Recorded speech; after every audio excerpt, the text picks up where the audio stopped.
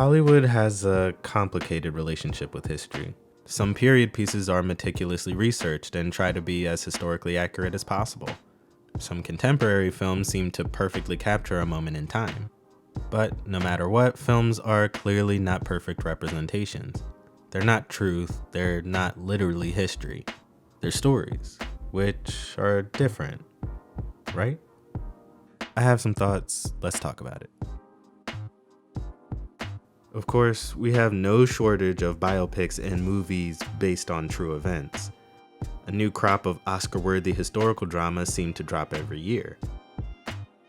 Some movies may be complete fictions, but with the passage of time, they meld into a cultural consciousness and inform how people in the present conceive of the past to have actually been. Depending on the subject, film can be a time capsule. You can get a snapshot of a society's standards, what people might have valued, or at least what was deemed acceptable by large audiences. It's entirely contextual and there are plenty more nuances, but basically, I think the media we consume about the past can subtly influence our own reading of history and cultural memory. Out in the real world, our concept of big H history has plenty of nuances and misconceptions too. For one, there's not a single cohesive history or story. There are multitudes, happening simultaneously and reacting in unpredictable ways. There is also no invisible hand guiding some linear progress of history. Progress is hard fought and impermanent without intention and maintenance. Just the act of collecting the stories comes with issues. Some things we only know through adding oral histories to the record, relying on the use of memory, which studies have shown is not very reliable at all. Regardless, for people to understand and conceptualize any presentation of history, frameworks come into play. That's the perspective of who we're talking about. Context is key. It depends on where you're standing and who the audience is. The proverb, "history is written by the victors," might sound logical on its face, but look at the Confederate movement in the southern United States. Somehow a failed seceded nation from 2 centuries ago that lasted 3 years before defeat has ideas and symbols that persist. The show MASH was on air for 11 years from 1972 to 1983, and you don't see posters of Alan Alda flying at NASCAR races. But again, just to reiterate your 4th grade social studies teacher, the South lost. Why do sympathies for the Confederacy, Confederate symbols, and Confederate stories remain? It might have something to do with larger ideas of truth-making. When I reflect on how truth-making plays into cultural products like movies, I see a troubling relationship between history, memory, and mythology, and the power each holds over cultural conversations. I start to question, what makes something true? I mean, every time somebody's driving somebody, I lose. What makes something true? So that kind of sounds like a philosophical question, and I am not a philosopher, at all. Something tells me one freshman philosophy of art course doesn't really cut it in terms of expertise. I do have a media degree, a YouTube channel, Adobe CC, and a microphone, so let's do what I am an expert in and dig into some media analysis. I want to talk about a movie scene that powerfully explores the tension at the heart of that question. Let's talk about the 2018 Spike Lee joint, Blackklansman. Blakkklansman is not about the Confederacy, it's set in the 1970s, but it lies in the wake of that movement, and the characters and plot are mired in the legacy of white supremacy. Lee makes this context very clear and present. The film itself begins with the first shots of Gone with the Wind, a 1930s relic of classic Hollywood set during the Civil War. I'll get to that. The crux of the story revolves around Officer Ron Stallworth, the first black policeman in the Colorado Springs Police Department, and the bizarre, based on true event story of his infiltration into a chapter of the Ku Klux Klan. Throughout the film, partnerships are built, romances are kindled, hijinks ensue, and racism's committed. We see portrayals of 1970s racism ranging from buffoonish to casual to dangerous. We also see Ron's increasingly complicated relationship with institutionalized racism and black power as he gets closer to Patrice, a black student union leader. It's funny, suspenseful, beautifully shot, and has plenty to say about race relations in the US. It's Spike Lee in top form for the most part, but I want to focus on one electrifying scene in particular, also my favorite scene in the movie. and the hardest to watch. Okay. Jessie Washington was a friend of mine. At this point in the film, Ron has already made contact with the Klan by posing as a white man on the phone, but stupidly using his own name. Oh, he arranges for his Jewish partner to pose as white Ron in person and infiltrate the Klan. Later on in the film, Patrice arranges for an elder to come speak with the Black Student Union. The elder, played by legendary actor Harry Belafonte, recounts a painful story and piece of little-known history. As a young teen, the elder witnessed the lynching of his friend, Jessie Washington, a real person who was really lynched in real life. As the elder tells it, Jessie was a 17-year-old boy with intellectual disabilities who was accused of raping and murdering a white woman in Waco, Texas. He was arrested, tried, and convicted of both crimes after the jury deliberated for only 4 minutes. What followed is one of the most horrific lynchings documented in U.S. history, come to be known as the Waco Horror. Despite the gruesome details, the elder steadfastly tells the story. Behind him, students hold enlarged photographs, documents, and relics illustrating the horrific truth of what we're hearing. As the elder notes, the attendees made postcards out of photos of the carnage that circulated the South for years. This was also a very real practice in U.S. history. The national shame of lynching was frequently documented by the perpetrators because they knew there would be absolutely no risk of consequences. The police were there, children were there, watching, and we hear about it all. Belafonte performs the act of reliving memory, presenting oral history and documentation as a path toward truth. At the same time, the Klan celebrates the ascension of White Ron into Klan leadership with a movie screening in a church. The big ceremony is led by an infamous white supremacist and fucking crumb bum, David Duke. Grand Wizard of the Ku Klux Klan. That David Duke? Yes, that Grand Wizard and National Director, yeah. The movie they choose to screen for such a special occasion? None other than D.W. Griffith's 1915 silent film, The Birth of a Nation. The movie, sometimes lauded as a landmark in filmmaking for its technical virtuosity, depicts the rise of the Ku Klux Klan as American superheroes. They gallantly ride on horses, defending the virtue of white women from being ravaged by newly freed black men, played here by white actors in blackface. Gross. This too is its own kind of perverse truth. Before the ceremony, David Duke delivers a racist pep talk to his fellow racists in White Ron. He quotes his Nobel Prize-winning friend and pioneer of the racist practice of eugenics, letting them all know that each of us here has flowing through our veins the genes of a superior race. It's a fact. It's a fact. It can't be disputed. Is it? Honestly, it doesn't matter if the existence of superior blood and its relation to race is something that can be proven. What matters to these women and men is the emotional truth that statement provides. It strikes a chord. It lightens something in their spirit to feel special. The Birth of a Nation was a popular film with white people, not so much the NAACP, who vigorously protested and shit on the movie at the time it premiered. It reinvigorated a dying membership in the Ku Klux Klan, and the Klansmen here reflect that enthusiasm. Despite the fact the movie is an utter fiction not founded in reality, they have a practically euphoric reaction to watching this thrilling artistic expression because it feels emotionally true. It's a fact. It can't be disputed. Lee uses film language to juxtapose the intertwining scenes, capturing the particular framework of the film. We begin with the story of Jessie Washington. The elder speaks over establishing shots of the student union house in the light of day. The elder frequently sits right in the center of the frame. He almost looks right into the camera, at them, the spectators, but also at us, the spectators. This truth comes in straight at us in the enlightenment of the sun. Conversely, the Klan watches the birth of a nation in the darkness of a film screening. They are shadows, and when we see what they see, their backs are turned to us. Even the light of Jesus Christ cannot shine through. They are only illuminated by the projected image, made visible by the glow of the film and its fictions.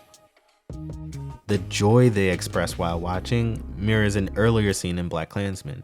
Here, Pan-Africanist, civil rights organizer, and revolutionary Kwame Ture speaks to a crowd of enamored black students. They gleefully hang on to his every word as he unthreads the harms of internalized anti-blackness. It takes time to become free of the lies and their shaming effects on the black mind. It takes time to reject the most important lie, that black people can't do the same things that white people do, unless a white person helps them. Black self-love and white hatred are diametrically opposed but related. Positive and constructive versus negative and destructive. The simple light versus dark symbolism tells us which community is sympathetic and which is more sinister, but it doesn't necessarily inform which truth is most powerful and why. Which is more culturally persuasive, historical truth or emotional truth, memory or myth?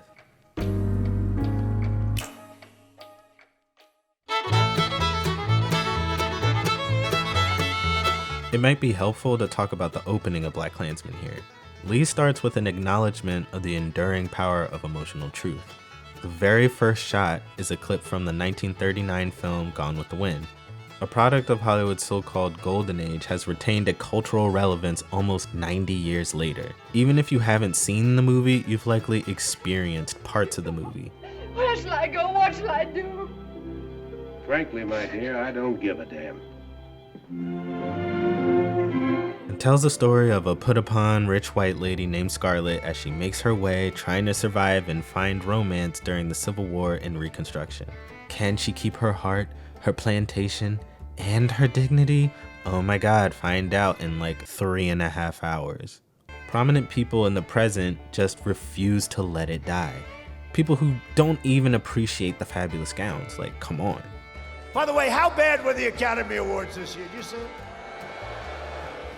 You know, I'm looking for like, where, let's get Gone with the Wind. Can we get like Gone with the Wind back, please? Today we're doing a photo shoot which is inspired by Gone with the Wind. What does she need to know? It's the height of the Civil War. You need to straddle the cannon, work the piece of fabric, and, you know, kind of interact with the guys. Nowadays, it's less fondly remembered by many people for many reasons. For instance, Hattie McDaniel, the first black woman to win an Academy Award, had to play the thankless role of Mammy and couldn't even attend the ceremony to accept her award because racism. But in the context of Blakkklansman, its biggest faults are romanticizing this time period in a way that favors the slavers, who again, in real life, lost the war. Our shining example is the majestic framing of the rebel flag. We are reminded of the enduring legacy of symbols. The reverence for Gone with the Wind keeps that mythologized vision of the antebellum South alive. A fabricated memory supports spectators' experience of something that merely feels true to them, and therefore worth holding on to. These types of movies don't encourage viewers to empathize with black people who I'm sure were not having a great time at the time. And yet some people to this day think, you know, slavery wasn't that bad. You got fed. They were like friends with their slaves, right? Look at Mammy. Mammy loves being Mammy. She loves being there. She's having a great time. Immediately following the clip of Gone with the Wind, we see it's being used as part of filming some kind of white supremacist propaganda. A man with the type of clean-cut look that lets you know he's selling some bush speaks directly to the camera, preaching to an imaginary congregation as evocative projections dance across his face. Alec Baldwin's racist video essay rambles as he breaks down the racial problems and conspiracies plaguing his country. It's a commentary on the retelling of history involved in emotional truth making, but we also see that this evocation of emotional truth is a construction. It's a bunch of talking points. It's poorly rehearsed. Craving the virgin white, is it virgin pure? Yes. Brown decision. Yet some people cling to narratives like these. After these dum-dums fumbled one of the most hyped franchises, they wanted to make a show with the premise, what if the Confederacy won and slavery was still legal? Thankfully, the internet bullied them out of it, but just why? Why make that? What more do we have to say to sympathize with these people? What new heroic myths would we want to construct? More white savior narratives? Master slave Romeo and Juliet? It ain't never been hotter, sir. Ooh. Not now. Later, follow the North Star to our spot by the creek. As will. It's absurd, but I'm also not surprised. It's a comforting thought to place yourself as the perennial hero of history. These heroic myths are the stories people tell themselves to feel pride in a shameful part of history. Shame sucks. The shame of brutal truth can be corrosive to pride, but here it is. The Confederacy lost a war in a bitter, bloody fight to maintain a legally protected practice of owning other human beings in a supposedly free nation. They fought to maintain a form of structural racism, and after the failure of Reconstruction, in some ways they actually succeeded. It's a fact. It can't be disputed. For people who cling to that legacy, to truly absorb that truth would eat at any respect they have for their heritage. So, they don't think about it. They don't want others to say it, and they definitely don't want other people teaching it to their kids. And wouldn't you want to watch a classic movie instead? Learn something. Can we get like Gone with the Wind back, please? Masks off, hoods on. The key to the Jessie Washington sequence lies in the edit, cutting back and forth between two moments of community building. Analyzing one leaves impressions on the other in a way that punctures and deflates the emotional truth The Birth of a Nation is selling. At one point, the diegesis bleeds across the scenes, meaning the dialogue from one scene plays over the other. The elder's voice infiltrates the meeting, much like Ron, allowing the death of Jessie Washington to score the Klan baptism right at the moment the Klansmen take their hoods down. Jessie Washington was a friend of mine. On that faithful day, May 15th, 1916, a crowd of white citizens stormed the jail, took Jessie, and tortured him. The mob subjected him to dragging by the neck, beating, stabbing, dismemberment, castration, all before hanging him and lowering him into a bonfire for 2 hours. They put Jesse's charred body into a bag, Remove your hood. dragged him through town. Remove your hood. They sold the remains Remove your hood. as souvenirs. We hear every bloody detail of what they did to that boy. It's excruciating, and the students react with appropriate shock, disgust, and grief. As we hear this, we see the naked faces of white supremacy. The preaching, the euphemisms, the dog whistles, the appeals to civility, the claims of superiority are all unmasked for what they truly are. A white cover for the brutality, barbarism, and terror the Klansmen celebrate and participate in. God, give us true white men. Men who have honor. Men who will not lie. Men of dependable character. Men of sterling worth. Then wrongs will be redressed and right shall rule the earth. No, they are terrorists. Always have been. The myth-making of the Klan scene collapses. It can't possibly hold up to the weight of an elder statesman like Harry Belafonte retelling this story in this way. The horror of their legacy brutally undercuts any kind of respect or reverence that the ceremony tries to build. We arrive at this truth through the reliving of trauma. The pain of memory grounds us. We tell the stories of the dead, those who were silenced. It hurts to hear.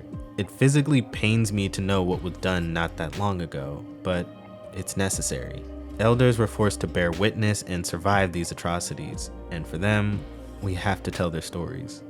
We have to tell the truth about this so we understand the historical truth about this and this. There's one final link tying these scenes together. The elder tells us why the crowd inflicted certain tortures on Jessie. They were movie fans, and one film provided particular inspiration for their real-life lynching. A movie called Birth of a Nation. It had come out the year before, and it was so powerful that it gave the Ku Klux Klan a rebirth. Life imitates art. Here, memory is encoded into history through the factual process of documentation and the emotional process of mourning and sharing trauma. Here, memory and emotion alchemize into mythology. It transcends history and then influences life. The act of storytelling has cleaved the dividing line defining our opposing sides.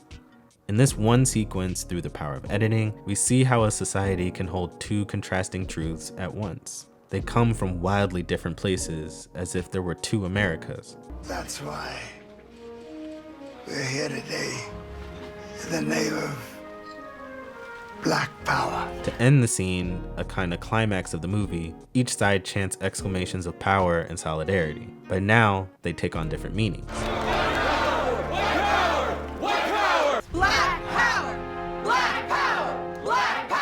White power is rallied by myth, lies, fear, the fictional narratives people tell themselves, while black power is supported by living memory, documentation, collectivized sorrow, and rising against material oppression.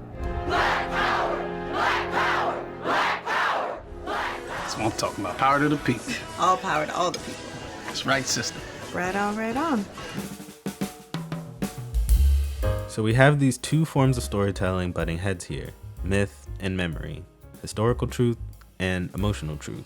Again, that emotional truth is powerful. The 28th US President Woodrow Wilson loved Birth of a Nation. He showed it in the White House and described it as history written in lightning. It's a fact. It can't be disputed. But when I listen to the story of Jessie Washington, it illuminates a much more salient truth about the country I live in as I understand it. So what is true? What holds sway in the culture war? The cold civil war that we've been waging for generations now. It doesn't get any less complicated understanding that Blakkklansman is just a movie too. Spike Lee bends filmmaking form and structure, blending documentary with narrative. But it is still a Hollywood film, like Birth of a Nation or Gone with the Wind. These are not 70s Panthers. They're actors, not revolutionaries. Lee's unconventional narrative form and dialogue break the type of immersion many people strive for in movies. We're meant to be aware this too is a construction. History collapses into itself, becomes a circle. They're bringing crime, they're rapists, murderers. The kinds of kids that are called super predators. They're super predators. It's going to be only America first. America first? America first. America first. America first. If I would have known this was a Klan meeting, I wouldn't have taken this motherfucker. Are these anachronisms or simply history repeating? Truth stretches over time. To express this, Blakkklansman uses the emotional truth of artistic production to tell a documented truth about the past to inform an emotional truth about the present, which then by the final moments of the film once again become documented truth about the present. And yeah, at this point I can feel myself spiraling. I might start to astral project a little bit if I go any deeper into this.